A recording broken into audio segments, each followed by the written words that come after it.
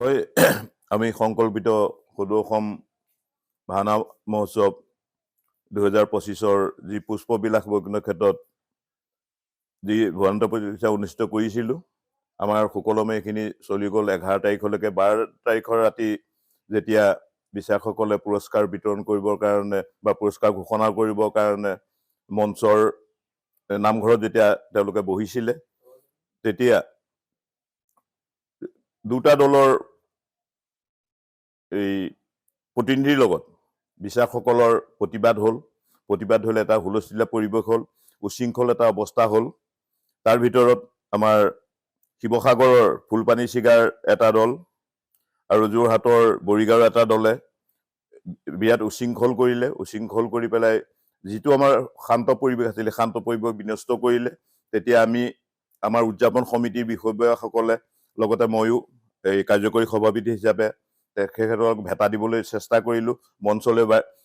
জোতা মোজা লং পেণ্ট পৰিহিত কৰি পেলাই আহি পেলাই নানা ধৰণৰ কথা বিচাৰকসকলক যেতিয়া কৈছে আমি দেখিছোঁ যে এটা হয়তো কিবা ঘটনাও ঘটিব পাৰে সেই ভাবি পেলাই আমি উঠি গৈ পেলাই আমি তেওঁলোকক ভাতা দিবলৈ হেৰি কৰিলোঁ তেতিয়া মই ঠালা হেঁচা কৰি নিওঁতে মোৰ হাতত আপোনাৰ প্ৰাণজিৎ গায়ন বুলি যোৰহাট এই ফুলপানী চিগাৰ যিটো দল আছিলে সেই দলৰ হেৰিয়ে মই এই বাওঁ হাতৰ আপোনাৰ তৰ্জনী আঙুলিত কামুৰিছে অত্যন্ত মোৰ তেজ গ'ল তেতিয়া তাত যিসকল মানে সেই অন্য দলৰ মানুহ আছিলে তেখেতসকলে এইবিলাক মোক বান্ধি কৰি পেলাই তেতিয়া কৈছে যে আপুনি সোনকালে ডাক্তৰৰ ওচৰলৈ যাওক এইটো কৰক এনেকৈ তেওঁলোকে পৰামৰ্শ দিছে তেতিয়া বহুত দল আছিলে আৰু কিন্তু এই ঘটনা কৰি পেলাই তেওঁলোকে কৰিলে কি এই কিছুমান চকী টেবুল ভাঙি পেলাই এই মূল মণ্ডপখনো কিছু ক্ষতি সাধন কৰি পেলাই গাড়ী লৈ পেলাই মুহূৰ্ততে তাৰ পৰা পলায়ন কৰিছে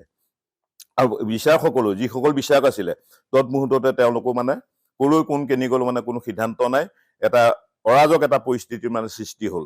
আমি মানে তেতিয়া আমি গোটেই সমিতিৰ মানুহখিনি আমি গোট খালো বা যিসকল তাত এই অন্য দলৰ লোক আছিলে তেওঁলোকো আছিলে তেখেতসকলে এই থাকি এইবিলাক পৰামৰ্শ আমাৰ কিছু পৰামৰ্শ দিলে আৰু ইতিমধ্যে আমি থানালৈ তেতিয়াই টেলিফোন কৰি দিলোঁ ইতিমধ্যে পুলিচো আহিলে পুলিচে আহি পেলাই ক'লে ঠিক আছে আপুনি বোলে এইটো আপোনাৰ যেতিয়া এইটো হৈছে আপুনি মেডিকেল কৰিব লাগিব থানালৈ আপুনি আহক আমি এতিয়া আহিছোঁ আপুনি আপোনাৰ নিজৰ গাড়ী লৈ পেলাই আহক তেতিয়া মই গৈ পেলাই থানা পালোঁ থানাত এজাহাৰ দিলোঁ এই দুটা দলৰ প্ৰাণজিৎ গায়ন আৰু যোৰহাটৰ এই এজন হেৰি তেওঁৰ নাম হ'ল প্ৰকাশ বৰুৱা